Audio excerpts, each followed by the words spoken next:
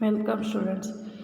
આપણે આજે બિઝનેસ લોમાં યુનિટ નંબર 2નો ક્વેશ્ચન નંબર 4નો અભ્યાસ કરશું, જે છે તમારે કરાર પાલનનો પ્રયાસ એટલે શું, અથવા તો કરાર કાયદા અન્વયે વચન પાલનની દરખાસ્ત એટલે શું તે સમજાવી તેના જરૂરી તત્વોની વિગતવાર ચર્ચા કરો, અથવા તો ટેન્ડર એટલે શું, કરાર પાલન સમજાવો. એટલે અલગ અલગ આવી 4 રીતે તમને ક્વેશ્ચન પૂછાઈ શકે. એટલે કે એવું કે આપણે કરાર પાલન કોઈની પાસે કરાવવું હોય તો પ્રયાસ કરીએ છીએ, એટલે એ શું કહેવાય અને એની માટે જે જરૂરી તત્વો છે એના વિશે માહિતી આપણને આપેલી છે. શરૂઆત કરીએ પ્રસ્તાવનાથી.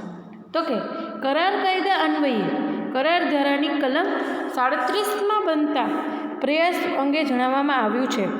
કયા કલમમાં જણાવ્યું છે? તો કે 37માં, કે પક્ષકારો પોતાના કરારનું પાલન કરવું જોઈએ. એટલે કે જે બે પક્ષકારો છે એ પોતાના કરારનું પાલન કરવું જોઈએ, અથવા તો તે માટેનો પ્રયાસ કરવો જોઈએ. જ્યારે એક પક્ષકાર કરારનો પાલનનો પ્રયાસ કરે અને બીજો પક્ષકાર તેનો સ્વીકાર ન કરે તો કરાર પાલન થશે નહીં.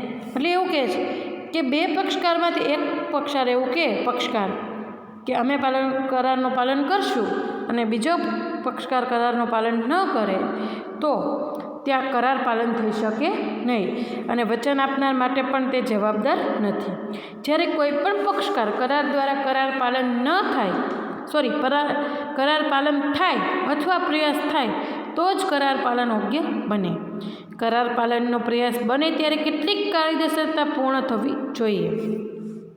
એટલે કે બંને પક્ષકારમાંથી એક પણ પક્ષકાર એવું કહે કે અમે કરાર પાલન નહીં કરીએ તો એ કરારનું પાલન કરાવી શકાય નહીં, અને એની માટે વચન આપનાર પણ જવાબદાર ગણાવી શકાતો નથી.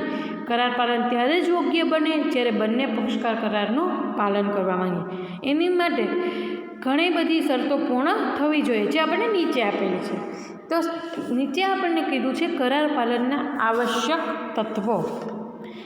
તો કે કરાર પાલનના આવશ્યક તત્વો એટલે કરાર પાલન કરવા માટે આપણે કેટલા પ્રકારના તત્વોનો ઉપયોગ કરી શકીએ? તો સૌથી પહેલો પ્રકાર છે પ્રયાસ બિનશરતી હોવો જોઈએ. એટલે કે આપણે જે પ્રયત્ન કરીએ છીએ પક્ષકારને સમજાવવાનો કે તમે કરારનું પાલન કરો, એ કોઈ પણ શરત વગર થવો જોઈએ. શરત મૂકીને આપણે કરાવી શકાય નહીં, એટલે કે બિનશરતી હોવો જોઈએ.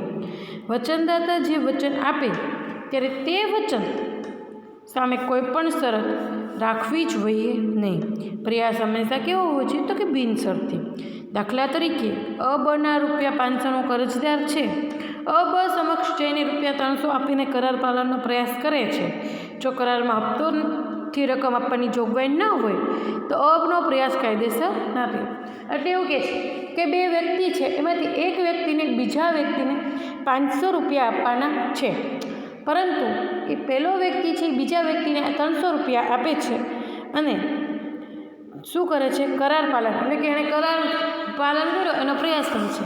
પરંતુ જો કરારમાં એવી શરત હોય કે હપ્તે રકમ આપી શકે, એટલે પહેલાં 300 આપે પછી 200 આપે તો ચાલે, પરંતુ જો કરારમાં હપ્તાની રકમ આપવાની જોગવાઈ ન હોય તો એ કર્યો જે એ વ્યક્તિને નામે કર્યો એ પ્રયાસ કેવો છે? કાયદેસર નથી.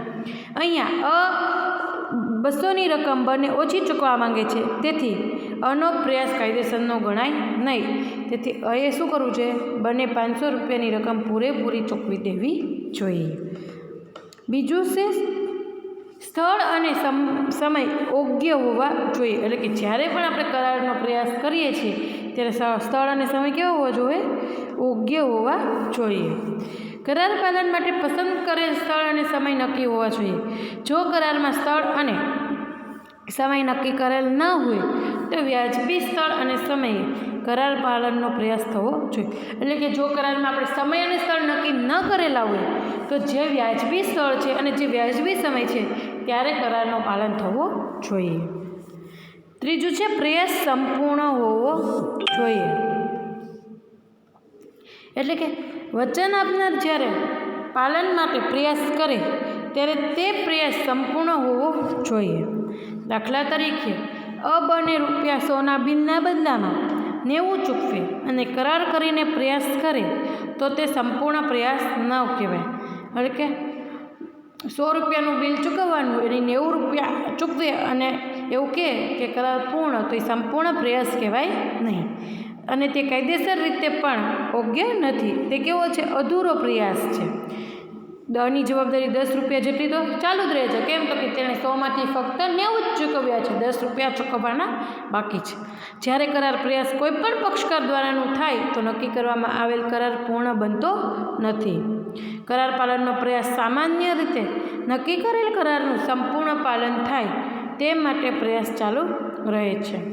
ખાસ કરીને પક્ષકારો વચ્ચે તથા કરારની જેમની વચ્ચે કાયદેસરનો સંબંધો સ્થાપવાનો ઈરાદો છે તે કલમ 37 મુજબ દરેક પક્ષકારે પોતે કરારનું પાલન થવું જોઈએ અથવા તેનો પ્રયાસ કરવો જોઈએ. કયા કરારની કલમ મુજબ? તો કે 37 મુજબ. એટલે કે અધૂરો કરાર ત્યાં પ્રયાસ યોગ્ય ગણાતો નથી. ચોથું છે વસ્તુ પારખવાની વ્યાજબી તક વચનગ્રહીતાને મળવી જોઈએ. એટલે કે જે વસ્તુ પારખવાની તક છે એ વચનગ્રહીતાને જ વ્યાજબી રીતે મળવી જોઈએ. એટલે કે જ્યારે વચનગ્રહીતાને અમુક વસ્તુ કે માલ પૂરી પાડવાનો કરાર કર્યો હોય અને વચનદાતા જ્યારે તે કરાર પાલનનો પ્રયાસ કરે ત્યારે કરાર મુજબની જ વસ્તુ છે કે કેમ પારખવાની વ્યાજબી તક વચનગ્રહીતાને મળવી જોઈએ. એટલે કે જે વચન મેળવનાર છે એમણે અમુક વસ્તુ કે માલ પૂરી પાડવાનો કરાર કર્યો હોય અને એ જ્યારે વચનદાતાને મળે ત્યારે એ કરાર મુજબ જોઈ શકે છે કે એણે જે વસ્તુ જોઈતી હતી એ મળી છે કે નહીં, એને વ્યાજબી તક મળવી જ જોઈએ. દાખલા તરીકે અબને કમાવેલી વસ્તુ વેચવાનું વચન આપ્યું હોય તો જ્યારે તે માલ આપવા જાય ત્યારે તે કરાર મુજબની છે તમાકુ કે નહીં કે બીજું કંઈ છે તે પારખવાની વ્યાજબી તક આપવી જ જોઈએ.